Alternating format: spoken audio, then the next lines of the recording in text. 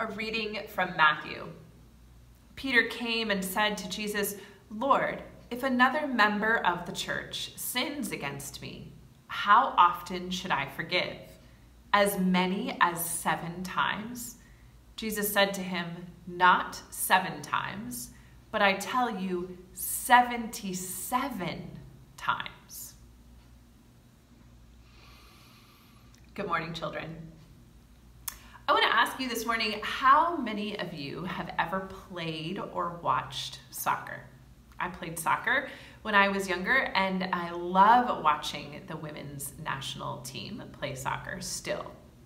Now in soccer, they have something called yellow cards and red cards. And if you break the rules in a really terrible way, you get a yellow card on your first offense, which means you've been warned and you won't be forgiven if you break the rules again. Now, if you get that red card, that means you have to sit the rest of the game out. You can't participate in the rest of the game. So in soccer, you have to be really, really careful to abide by the rules to keep everyone safe. My favorite sport is rowing. I rowed in a long, skinny boat with 8 other people when I was in college.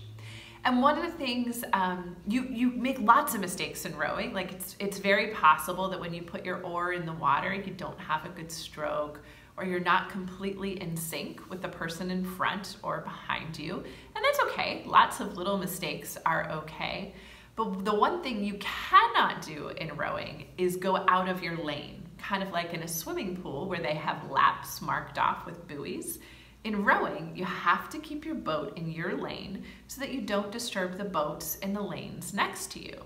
So the person who helps to steer those boats has to be very careful so we don't get disqualified if we go out of our lane one way or the other. In sports like soccer and rowing, and in many other situations in our lives, there are many good reasons why we have to strictly abide by the rules. There's very little allowance for mistakes. But Jesus has a totally different message for us this morning.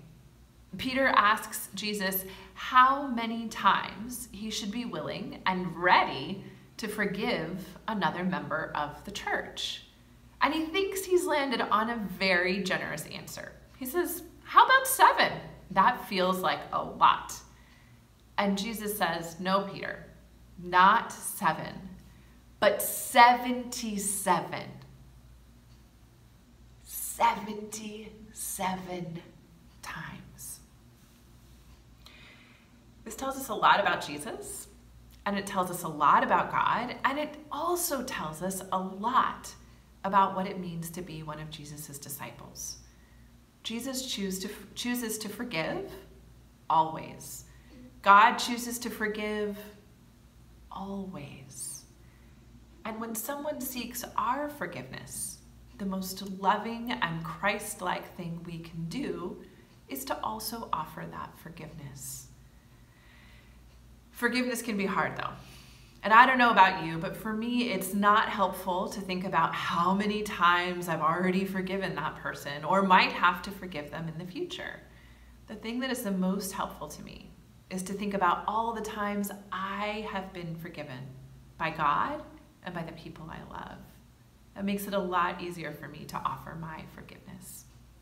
So children, this week I invite you to be grateful for the many ways in which you have been forgiven and to share that forgiveness with others as Jesus would have us do. Amen.